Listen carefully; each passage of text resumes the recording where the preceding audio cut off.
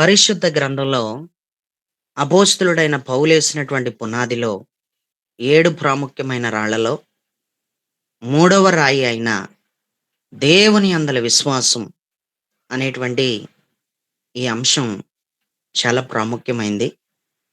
ఈ రాయి చాలా ప్రాముఖ్యమైన రాయి. ఈ రాయి పునాదిలో రాయి. ఈ రాయి పునాది కట్టబడటానికి ప్రాముఖ్యంగా ప్రాముఖ్యమైన కారణంగా కనపడుతున్న రాయి.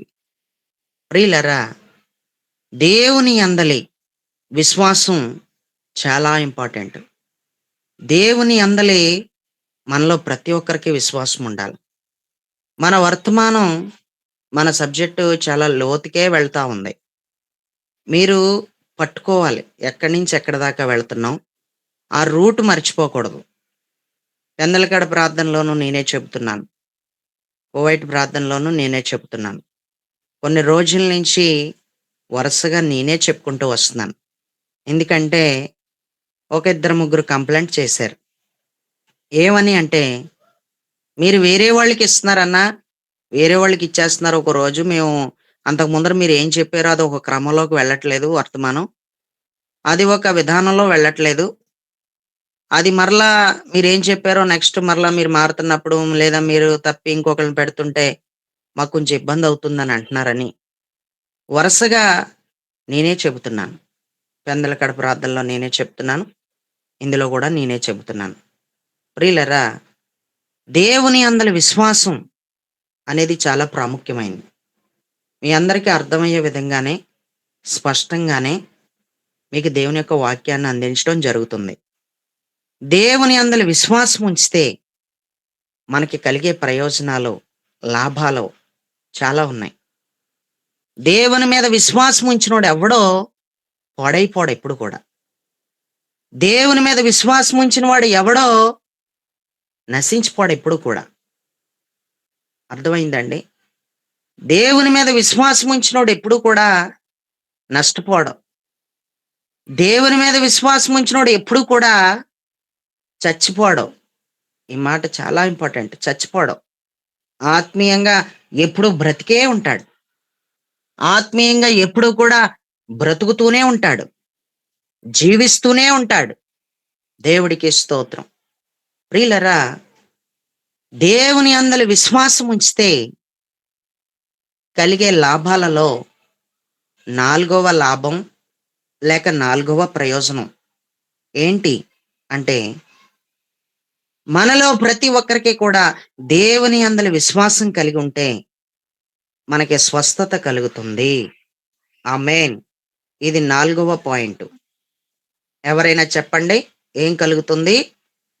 స్వస్థత స్వస్థత కలుగుతుంది. స్వస్థత స్వస్థత కలుగుతుంది. స్వస్థత స్వస్థత స్వస్థత కలుగుతుంది. అనేది విశ్వాస మూలంగానే జరుగుతుంది. స్వస్థత కలగడం అనేది, ఒక వ్యక్తి స్వస్థత పొందుకోవడం అనేది విశ్వాసం ద్వారాగానే జరుగుతుంది. విశ్వాసం లేకపోతే ఎన్ని ఏండ్లు గడిచినా, ఎన్ని సంవత్సరములు గడిచినా స్వస్థత పొందలేవు. దేవుని అందలి నీ ఉంచిన విశ్వాసం నిన్ను బాగుపరుస్తుంది, నిన్ను బాగు చేసేస్తుంది అనేది ప్రాముఖ్యమైన పాయింట్. ఇది దేవుడికి స్తోత్రం. బైబిల్ తెరిచి ప్రతి ఒక్కరూ చూడండి. ఎవరైనా బాగా చదివేవారు, ప్రభుదాసన్ లాంటి వాళ్ళు ఎవరైనా ఒకరు చదవండి. మత్తయి సువార్త 9వ అధ్యాయం 20 నుంచి 22 వచనాలు. ఎవరైనా చదువుతారా? ఆ మత్తయి సమయమున ఉమ్, ఇదిగో 12 సంవత్సరముల నుండి రక్తస్రావ రోగము గల ఒక స్త్రీ, నేను ఉమ్, ఆయన పై వస్త్రము మాత్రం ముట్టితే బాగుపడుదునని తనలో తాను అనుకుని ఆయన ఉమ్, వెనుకకు వచ్చి ఆయన వస్త్రపు చెంగు ముట్టెను. యేసు ఉమ్, వెనుకకు తిరిగి ఆమెను చూచి, కుమారి, ఉమ్. ధైర్యముగా ఉండుము, నీ విశ్వాసము నిన్ను బాగు చేసినని చెప్పగా ఆ గడియ నుండి ఆ స్త్రీ బాగుపడెను. చదువుకున్నటువంటి వాక్య భాగంలో నీ విశ్వాసమే నేను బాగు చేసేసింది. నీ విశ్వాసం నిన్ను స్వస్థపరిచింది. నువ్వు ఉంచినటువంటి విశ్వాసం చాలా అమూల్యమైన విశ్వాసం. నువ్వు దేవుని యందలి ఉంచినటువంటి ఆ విశ్వాసం చాలా గొప్ప విశ్వాసం అది. ఆ విశ్వాసమే నేను బాగు చేసింది. అసలు నేను బాగు చేసిందే విశ్వాసం అంటూ తేల్చి పాడేశాడు. విశ్వాసం ఉంచటం వలన స్వస్థత కలుగుతుంది, బాగుపడుతున్నాము అని బాగా గుర్తుపెట్టుకోవాలి. ఇది 4వ ప్రయోజనం. విశ్వాసం ఉంచటం వలన మనకి కలిగే ప్రయోజనాలలో 4వ ప్రయోజనం ఇది. నువ్వు బాగుపరచబడతావు, నువ్వు స్వస్థత పొందుతావు. అది బాగా గుర్తుపెట్టుకోవాలి. ఇది మత్తయి సువార్తలోనే కాదు, మార్కు సువార్త 5వ అధ్యాయం 34వ వచనాన్ని గనక చదివితే అక్కడ ఇలా రాసుంది. మార్కు 5:34. అందుకైన కుమారి, నీ ఆ. విశ్వాసం నిన్ను స్వస్థపరచును. సమాధానం గలదానవై పొమ్ము, నీ బాధ నివారణ అయి నీకు స్వస్థత కలుగును గాక అని ఆమెతో చెప్పెను. ఇందాకేమో నీ విశ్వాసం నేను బాగుపరిచింది అని చెప్పాడు. మార్కు 5:34లోనేమో నీ విశ్వాసం నేను స్వస్థపరిచింది అని చెప్పాడు. అంటే దేవుని అందలి విశ్వాసం ఉంచుతుంటే ఏం జరుగుతుందంటే స్వస్థత జరుగుతుంది, నువ్వు బాగుపడుతున్నావు, నువ్వు బాగుపరచబడుతున్నావు. విశ్వాసం ఉంచటం వలన కేవలం నీ బాగుకి కారణం విశ్వాసమే, నీ స్వస్థతకి కారణం విశ్వాసమే. ఇది మార్కు సువార్తలోనే కాదు, నువ్వు సమాధానం కలిగిన దానిగా వెళ్ళిపో అని చెప్పడమే కాదు, అక్కడే కాకుండా లూకా సువార్త 8వ అధ్యాయం, లూకా సువార్త 8వ అధ్యాయం 47వ వచనంలో వ్రాయబడి ఉన్న మాట చదవండి దయచేసి. తాను మరుగై ఉండలేదని ఆ స్త్రీ చూచి వణుకుచూ వచ్చి ఆయన ఎదుట సాగిలపడి తాను ఎందు నిమిత్తము ఆయనను ముట్టెనో వెంటనే తాను ఎలాగూ స్వస్థపడినో ఆ సంగతి ప్రజలందరి ఎదుట తెలియచెప్పెను. ఇంకా కింద అందుకైన కుమారి, నీ విశ్వాసం నిన్ను స్వస్థపరచెను. సమాధానం గలదానవై పొమ్మని ఆమెతో చెప్పెను. సమాధానము కలిగిన దానిగా పో, నీ విశ్వాసం నేను స్వస్థపరిచేసింది, నీ విశ్వాసం నేను బాగు చేసేసింది అంటూ వెరీ క్లియర్ 3 రిఫరెన్సులు చూపించాను. ఒక్క స్త్రీ కోసమే 3 సువార్తలలో వ్రాయబడి ఉన్నటువంటి మాట నేను మీకు చూపించడం జరిగింది. దేవుడికి స్తోత్రం. ప్రియులారా, రక్తస్రావంతో ఎన్నో ఏండ్ల నుంచి, ఎన్నో సంవత్సరముల నుంచి నానా రకాల బాధలు పడింది. తనకున్న ఆస్తిని అమ్మేసుకుందో, తన దగ్గరున్న గోల్డే అమ్మేసుకుందో, తన దగ్గరున్న ఇల్లే అమ్మేసుకుందో, తనకున్న వాకిలే అమ్మేసుకుందో, తన దగ్గరున్న వస్త్రాలు అమ్మేసుకుందో, వాహనాలు అమ్మేసుకుందో, ఏదో ఒకటి అమ్మేసుకుని నేను ఈ బాధకరమైన పరిస్థితి నుంచి విడుదల పొందుకోవాలి అని చాలా ప్రయత్నాలు చేసింది.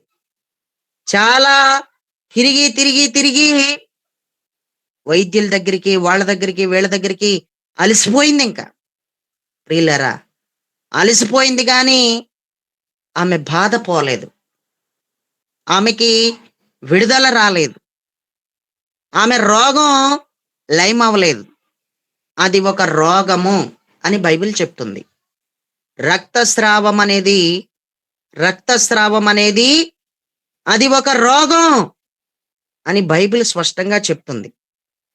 రక్తం పోకూడదు, బాడీలోంచి బ్లడ్ పోకూడదు. బ్లడ్ పోతే చాలా ప్రమాదం. 12 ఏండ్ల నుంచి ఇదే జరుగుతుంది, బ్లడ్ పోవడం అనేది జరుగుతుంది. ప్రియులరా, స్పష్టంగా చెబుతాను, ప్రతి ఒక్కరూ చాలా జాగ్రత్తగా వినండి. రక్తస్రావము అంటే ఏంటి అంటే, రక్తస్రావము అంటే దెబ్బతిన్న రక్తనాళం లేదా అవయవం నుండి రక్తం బయటికి రావటం, ఇది శరీరం లోపల లేదా బయట నుంచైనా కావచ్చు, లోపల నుంచైనా కావచ్చు, లేదా బయట నుంచైనా కావచ్చు.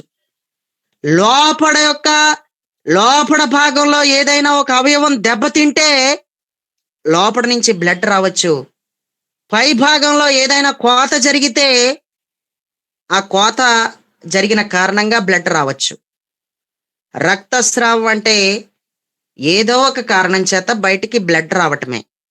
అదొక రోగం. అది ఏమంటున్నాడో అది రోగం.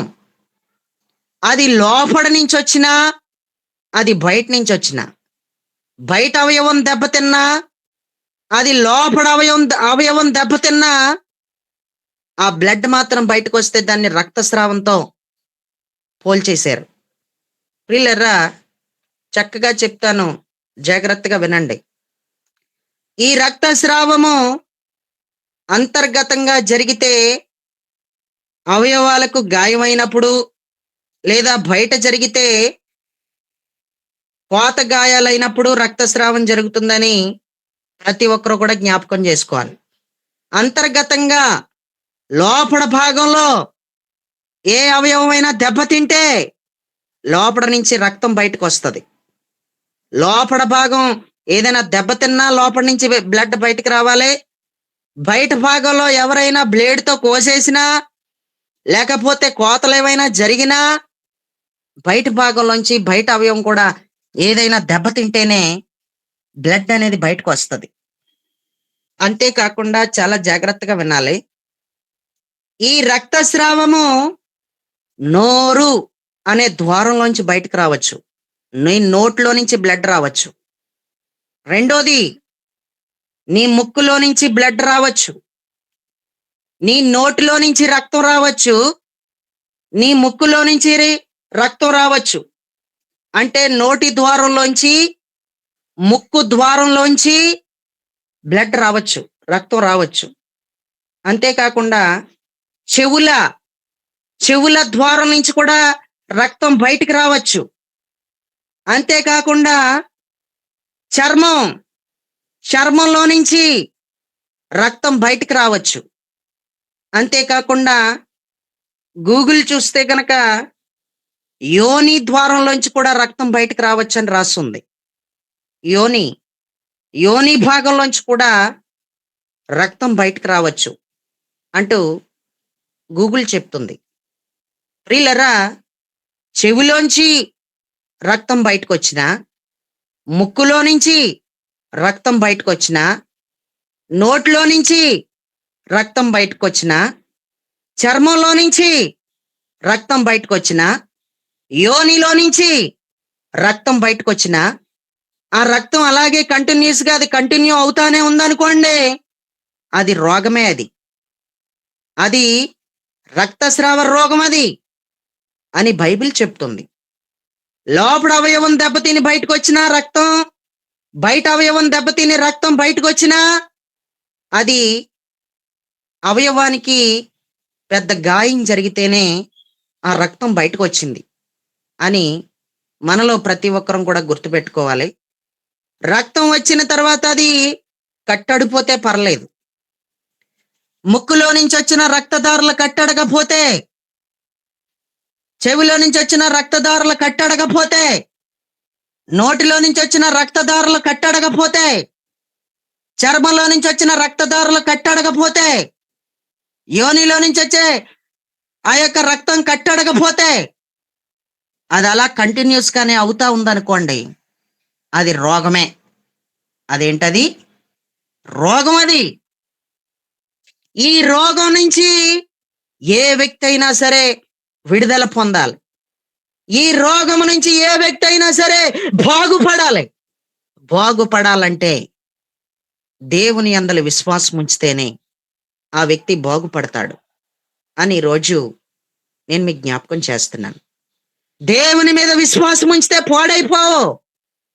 దేవుని మీద విశ్వాసం ఉంచితే నువ్వు ఏ రోగంతో ఉన్నావో, నీ శరీర అవయవాలలో ఏ రోగం ఉందో ఎక్కడ నుంచి నీకు తరచుగా బ్లడ్ వస్తుందో, ఎన్నేళ్ల నుంచి బాధపడుతున్నావో, నీ బ్లడ్ పోయి పోయి నువ్వెంత నీరసం అయిపోతున్నావో ఒకసారి ఆలోచించుకుంటే, నీ బాధ నుంచి విముక్తి, నీ రక్తదారులు కట్టడటానికి విముక్తి యేసునందు విశ్వాసం ఉంచడం వల్ల జరుగుతుంది. యేసయ్యా నువ్వు స్వస్థపరిచే దేవుడు, నువ్వు బాగు చేసే దేవుడు. ఎన్నో ఏండ్ల నుంచి, ఎన్నో సంవత్సరముల నుంచి, ఎన్నో నెలల నుంచి నేను చాలా బాధపడుతున్నాను అని చెప్పు. నువ్వు స్వస్థపరుస్తావని ఆశతో వచ్చాను ఈ గూగుల్ మీట్లోకి. ఈ మాటలు వింటుంటుండగానే నాకు స్వస్థత రావాలి, ఈ మాటలు వింటుంటుండగానే నాకు ఒక అద్భుతం జరగాలి అని దేవుడితో మాట్లాడటం నీకు చేతనవునా? నువ్వు దేవుడితో మాట్లాడగలవా? దేవుడితో నువ్వు మాట్లాడితే ఏది కంటిన్యూస్ గా నీ బాడీలోంచి బయటకు రాకూడదనే రక్తం బయటకు వెళ్ళిపోతుందో తరచుగా ఆ రక్తదారులు కట్టడిపోతాయి. నీకు అలాంటి స్వస్థత వచ్చేస్తుంది. అసలు సిసలైన స్వస్థత, నిజమైన స్వస్థత, నజరేయుడని యేసుక్రీస్తు నామములో స్వస్థత, యేసుక్రీస్తు ప్రభువారి మీద విశ్వాసం ఉంచడం వల్ల జరుగుతుంది. దేవుడికి స్తోత్రం. ప్రియులరా, మనలో ప్రతి ఒక్కరం కూడా ఎక్కడ నుంచి రక్తస్రావం జరిగినా చాలా జాగ్రత్తగా వినాలి. మనలో ఎవరైనా సరే ఎక్కడ నుంచి రక్తస్రావం జరిగినా, తరచుగా చెవుల్లోంచి బ్లడ్ వచ్చేస్తున్నా, ముక్కులోంచి బ్లడ్ వచ్చేస్తున్నా, నోట్లోంచి బ్లడ్ వచ్చేస్తున్నా, బాడీలో ఏ అవయవంలోంచి అయినా బ్లడ్ వచ్చేస్తున్నా, నిర్లక్ష్యం చేయకూడదు. నిర్లక్ష్యం అసలు చేయకూడదు. ఎక్కడ నుంచి రక్తస్రావం జరుగుతుందో వెంటనే వైద్య సహాయం కూడా కోరుకోవాలి. నాకు దేవుడే చూసుకుంటాడులే, దేవుడే చూసుకుంటాడు, నేను హాస్పిటల్కి వెళ్ళను, ఎక్కడికి వెళ్ళను అని కాళ్ళు చేతులు కట్టేసుకుని నీకు నీవే మంచం మీద కూర్చుంటే ఎలా కుదురుతుంది?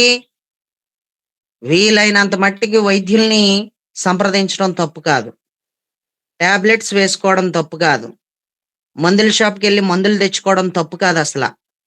ప్రియులరా, మందులు వేసుకున్నావా తగ్గలేదా? డాక్టర్లను సంప్రదించావా తగ్గలేదా? వైద్యం చేయించుకుంటాక హాస్పిటల్స్కి వెళ్ళావా నీకు తగ్గలేదా? అప్పుడు దేవుడు జోక్యం చేసుకుంటాడు నీ జీవితంలో. అది ఎవరి ద్వారా కూడా ఇంకా పరిష్కారం అవ్వదో అని తెలిసిన తర్వాత దేవుడే నీ జీవితంలోకి జోక్యం చేసుకుని దేవుడు నీ జీవితంలోకి అద్భుతం చేస్తాడు, నేను స్వస్థపరుస్తాడు. Praise the lord. నువ్వు హాస్పిటల్కి వెళ్లకుండా నువ్వు మూతి బిగించుకుని ఇంటికాడే ఉంటే కుదరదు. నీకు అన్ని రకాలుగా కూడా పరిస్థితులు అనుకూలంగా ఉండేలాగే నీకు సహాయం చేశాడు దేవుడు. కొన్ని ప్రాంతాలలో, కొన్ని ప్రదేశాలలో వైద్యుల సహకారం కోరుకోవడానికి, వైద్యుల దగ్గరికి వెళ్ళటానికి అవకాశాలు లేవు. మరికొన్ని చోట్లయితే దారులు బాగోలేదండి, రోడ్లు బాగోలేదండి. వర్షాలు పడుతుంటే ఎంత ఇబ్బందులు అయిపోతున్నాయో కొన్ని ప్రాంతాలలో మనం ఫేస్బుక్ లో కానీ, యూట్యూబ్ లో కానీ ఎన్నెన్నో చూస్తున్నాం, ఎన్నెన్నో వీడియోస్ మనం చూస్తున్నాం. ఏమండి, నొప్పులు వస్తున్నటువంటి ఆ ప్రెగ్నెన్సీ లేడీని కూడా తీసుకుని వెళ్ళటానికి కూడా ఎంత ఇబ్బంది అయిపోతుందో ఆ టైంకి. సరైన అంబులెన్స్ వెళ్ళటానికి కూడా దారులు లేవు, అంబులెన్స్ వెళ్ళే ఏర్పాట్లు కూడా చేయటానికి అక్కడ అనుకూలంగా లేవు. కొన్ని చోట్ల ఎన్నో ప్రతికూల పరిస్థితులు ఉన్నాయి. డాక్టర్లను దర్శించడానికి, డాక్టర్లను పట్టుకోవడానికి, హాస్పిటల్స్కి వెళ్ళి చూపించుకోవడానికి ఎన్నో రకాలైన ఇబ్బందులు ఉన్నాయి. వాళ్ళకి ఇబ్బందులు ఉన్నాయి కాబట్టి అలాంటి వారిని దేవుడు ఏమైనా చేసి కాపాడి, అలాంటి వారిని దేవుడు ఏ విధంగానైనా స్వస్థపరచగలిగే విధానాలు ఏమైనా ఉంటాయి. నీకు నాకు ఏ దారి లేదా? నీకు నాకు అంబులెన్స్ వచ్చే దారే లేదా? ఆసుపత్రికి వెళ్ళే దారే లేదా? వైద్యుల్ని సంప్రదించే దారేమీ లేదా? డాక్టర్లను దర్శించడానికి అవకాశాలే లేవా? ఉన్నాయి కదా. ఉన్నప్పుడు తప్పకుండా నువ్వు దర్శించు. బాగానే చెప్తున్నారండి, లేవని ఎవరన్నారో? ఉన్నాయి అని అంటారు మీలో కొంతమంది. అమ్మా మరి డబ్బులు ఉండొద్దు అని అంటారు. నిజంగా నీ దగ్గర డబ్బులు లేకపోతే, పక్కింటి వాళ్ళనో వీళ్ళనో అడిగినా కూడా నీ దగ్గర డబ్బులు లేకపోతే, డబ్బులు దొరకకపోతే కూడా దానికి వేరే పరిష్కారం దేవుడు ఏదో చేస్తాడు. కానీ అన్నీ ఉండి కూడా నువ్వు డాక్టర్లను సంప్రదించకపోతే, నీ బాడీలోంచి వస్తున్న బ్లడ్ని బట్టి నువ్వు వైద్యుల్ని సంప్రదించకపోతే, వైద్య సహాయం కోరుకోకపోతే అది చాలా కష్టం. నానా తిప్పలు పడిందంట. 12 ఏండ్ల నుంచి ఇదే తిప్పలో, ఇయే బాధలో, ఇయే ఇబ్బందులు పడుతుంది. 1 సంవత్సరమా, 2 సంవత్సరాల, 12 సంవత్సరాల నుంచి పడుతుంది.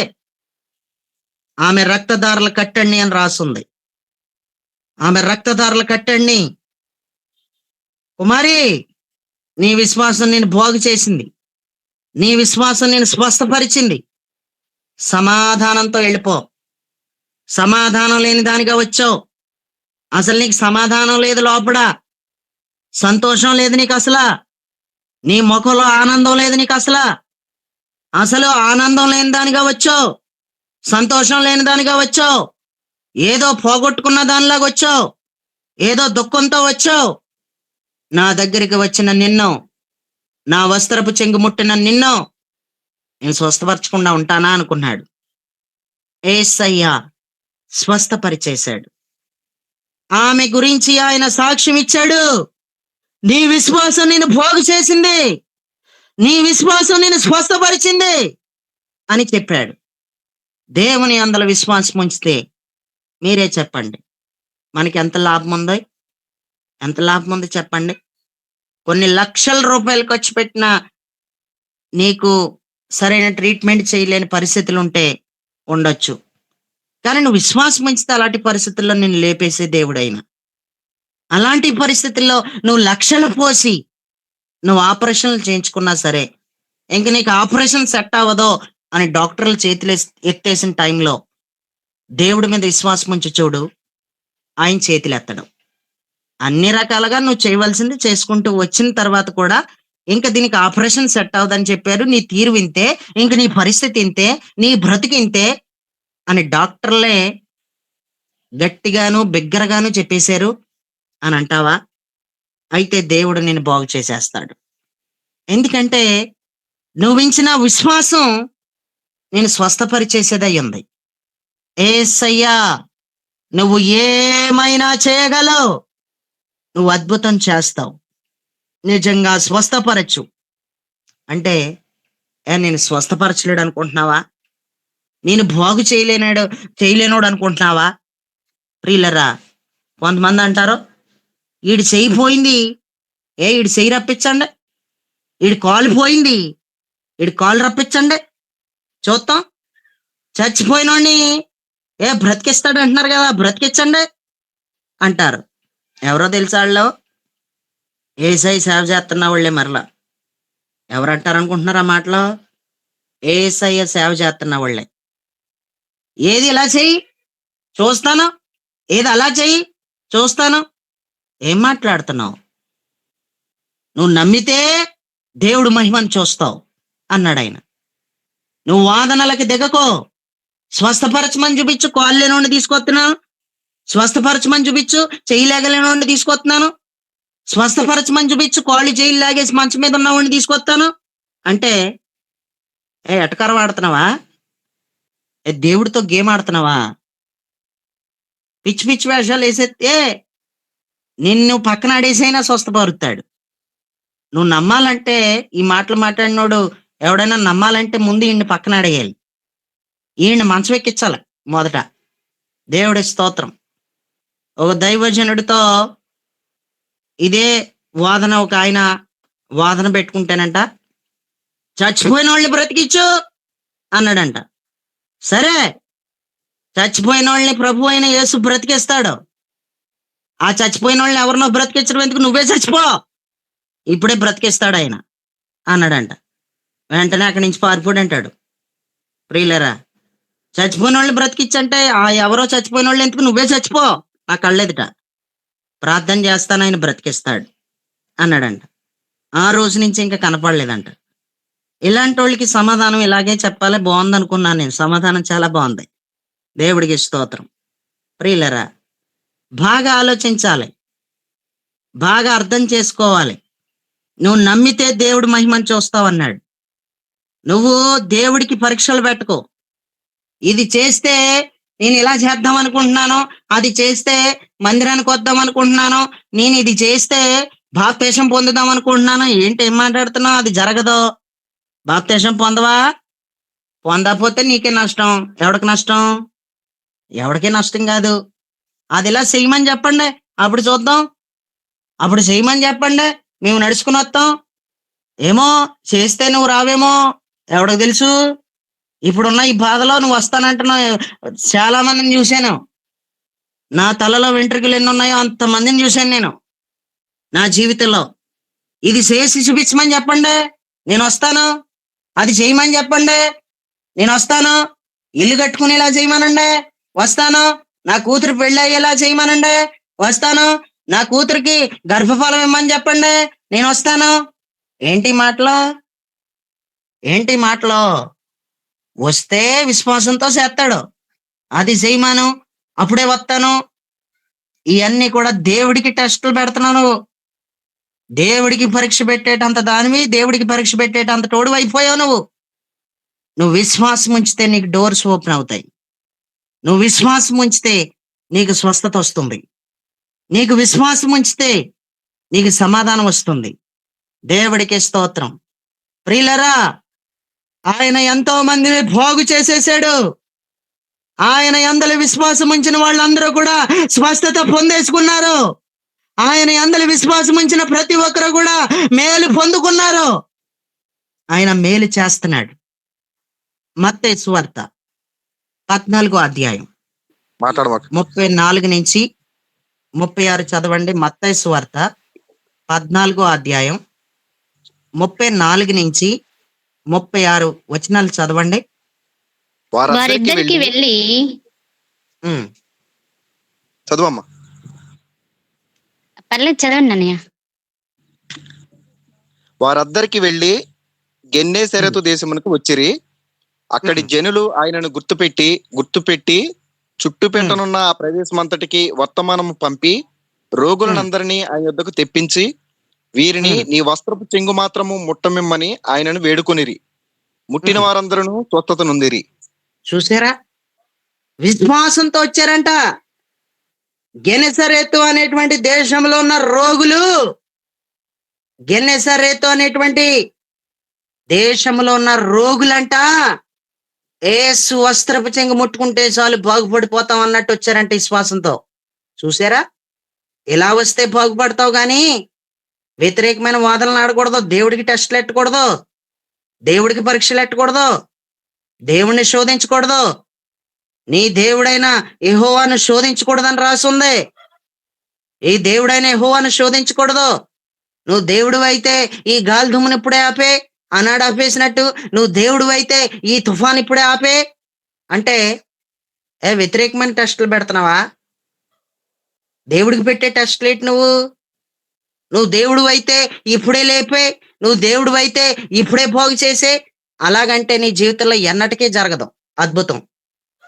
ఆశతో రా అద్భుతం కోసం. నాకు నువ్వు చేసేస్తావు అద్భుతం. ఈ గూగుల్ మీట్ లోకి వెళ్తే చాలు నాకు అద్భుతం జరిగిపోద్ది. ఈ ఫోను నా గదిలో నా రూమ్ లో పెట్టుకుని ఆ వాక్యం వింటుండగానే ఆ ఫోన్ స్పీకర్ లో నుంచి బయలు వెళుతున్న ఆ వాయిస్ లోంచి ఒక అభిషేకం, ఒక స్వస్థత జరుగుతుంది. ఖచ్చితంగా నా గదంతా కూడా మహిమతో నిండుకుంటుంది. చీకటి బయటికి వెళ్ళిపోయి జీవపు వెలుగు దిగొచ్చేస్తుంది అన్న విశ్వాసంతో విను. సౌండ్ పెద్దదెట్టుకునే విను. గదిలో వినబడినాయి, నిత్యం వాక్యం వినబడినాయి. అందరూ పడుకున్న సమయంలో చక్కగా గదిలో వినబడినాయి. ఎంతటి వెలుగు వచ్చేస్తుందో తెలుసా నీకు?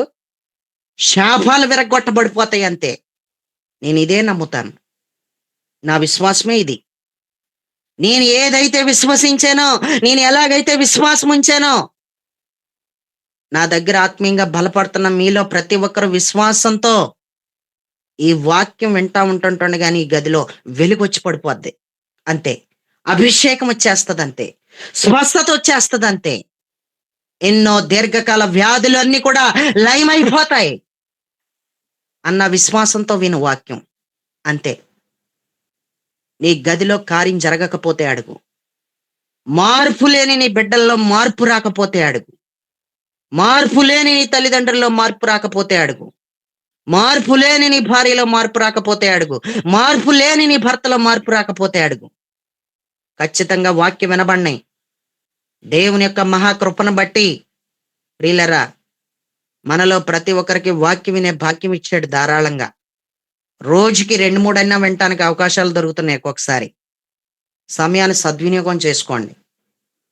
ఎప్పుడు కూడా నువ్వు విపరీతమైన వాదాలకి దిగకో. దేవుడికి పరీక్షలు పెట్టుకో. నమ్మకంతో రా అంతే, ఆశతో రా అంతే. సమాధానము కలిగిన దానిగా తిరిగి వెళ్తావు, అది నెమ్మది కలిగిన దానిగా తిరిగి వెళ్తావు. అది వాక్యం చెప్తున్న సత్యం ఇది. దేవుడికి స్తోత్రం. నా కుమారి, సమాధానము కలిగిన దానిగా వెళ్తావు, సమాధానము కలిగిన దానిగా వెళ్ళు అని చెప్పాడు. యేసుక్రీస్తునందు విశ్వాసం ఉంచితే నీవు బాగుపరచబడతావు, నువ్వు స్వస్థపరచబడతావు. దేవుడికి స్తోత్రం. టైం చూసుకోలేదు, క్షమించాలి. 7 నిమిషాలు ఎక్కువైపోయింది. తర్వాత ఏదైనా ఉంటే సోమవారం మరలా తిని కంటిన్యూ చేసుకుందాం. ఇది తరగని సబ్జెక్ట్ ఇది. దేవుడికి స్తోత్రం. దేవుడి కొద్ది మాటలు దీవించి ఆస్వాదించును గాక. ఆమెన్.